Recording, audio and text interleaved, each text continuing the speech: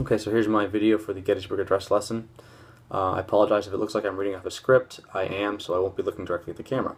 Anyways, so I created this lesson on the Gettysburg Address in a previous class and decided to modify for this assignment. This lesson will fall right in the middle of our Civil War unit, and I chose to put it in there not necessarily because it was the midway point of the war, but because Lincoln's speech, along with the Battle of Gettysburg, were really the turning point of the war, where momentum shifted from the Confederates to the Union North, which eventually led to a Union victory. I would consider this lesson to be one of the most important lessons in the unit, not only because Lincoln's speech is one of the greatest of all times, but also because the words he says tell us so much about the war and the state of the country at the time.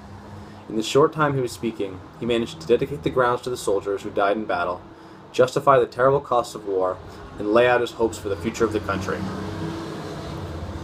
So how am I going to teach this to all my students? For starters, I'm going to change all the decorations in my room to make it Abe Lincoln themed and the Battle of Gettysburg themed as well. From the moment the kids show up, I want them to notice the changes and hopefully realize that this is going to be an important lesson right off the bat. My plan for this lesson requires very little lecture, and I won't actually be teaching directly to the class until the mini lecture at the end of the lesson. I am doing this because I want my students to come up with ideas about the Gettysburg Address on their own, and I want to give their own interpretations about what the text means to them. I, of course, will be offering assistance and filling in the blanks during the lesson and at the end to ensure that we hit all the key points from the standards. So, instead of me telling them what was most important, themes and quotes from the address, I'm going to have them work both individually and in groups so they can explore their own ideas about the address. To start the lesson, we will be doing a very brief review from the previous lesson, which was on the Battle of Gettysburg. We will have talked a lot about this as the turning point of the war, and students will need to use their prior knowledge from this lesson along with the rest of the Civil War during the Gettysburg Address lesson to be successful and to answer the questions on the worksheets. After I review, I will play a short clip from the Ken Burns documentary, The Civil War. The video gives a brief introduction about the Gettysburg Address and ends with the reading of the Gettysburg Address. I will also have passed out the first worksheet, which contains a transcript of the speech so students can follow it along if they need. But for the most part, I really want them paying attention to the video. This will be their first exposure to the speech, and I'm going to instruct them to listen and just kind of mentally note the reactions to the speech, how it makes them feel, what are their first impressions, stuff like that. They don't have to write any of this down, but maybe they should be thinking about this when they're answering their questions and doing the rest of their activities. So, for the first activity, it's going to be individual work. The students will be doing worksheet number 1, which is attached in the appendix. For this activity, I am asking my students to read over the speech or listen to it if they want.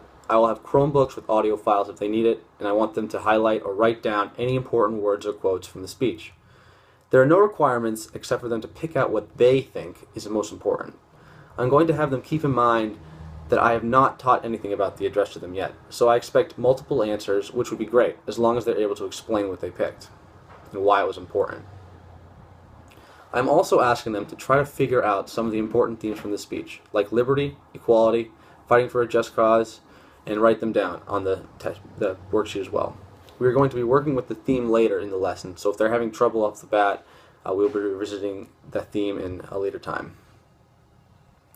Now, it's worth noting that the Gettysburg Address is a very difficult piece of text to read and to analyze, so what I'm asking my students is really a big challenge, and I'm asking them to really sort of challenge themselves and go above and beyond.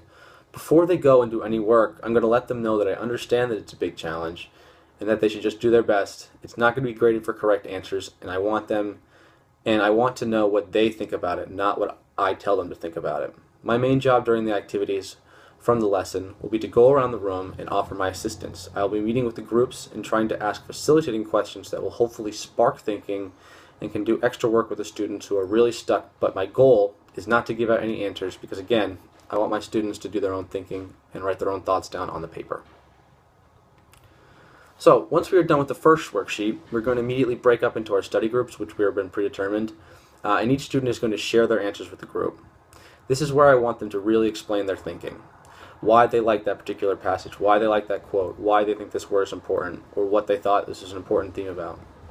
I want them to note any ideas that were repeated or any outlier answers as well, and be sure to explain why they thought ideas were repeated or why one individual student or a few individual students had ideas that the rest of the group did not. After these group discussions, we're going to come back together as a class, and each group is going to share their answers.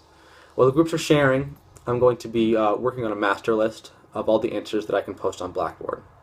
I'm going to do this for both worksheets and have them available because I think that the Blackboard is a really good study tool, and I think that these worksheets are going to be very good study guides for the future. Students can go back and look at them before a big test or project rather than asking me a ton of questions. It'll all be available online.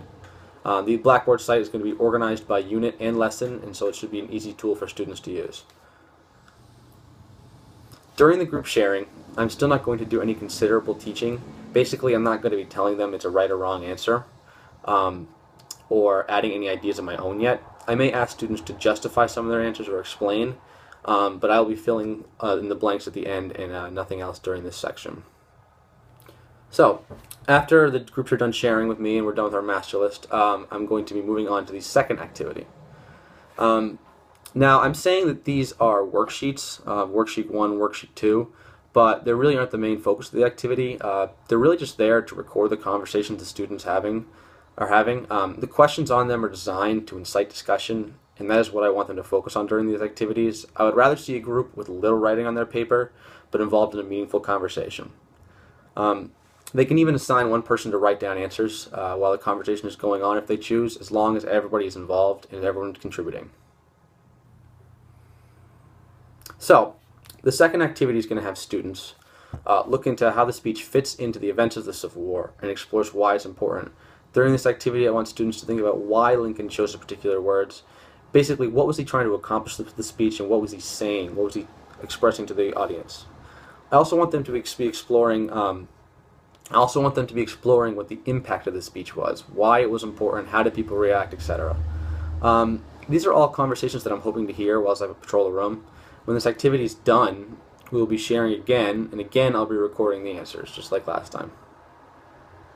So the last part of the lesson will be a quick lecture on me supported by a PowerPoint that will hopefully summarize what the students were talking about and what they wrote on their worksheets.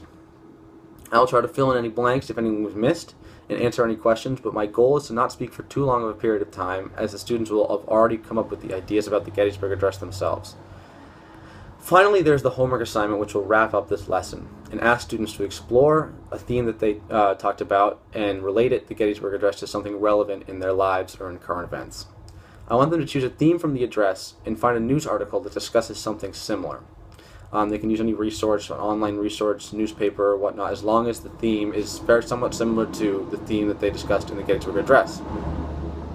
By doing this, I'm having them apply what they know about the messages of Lincoln's speech and to find something today that relates to the same message.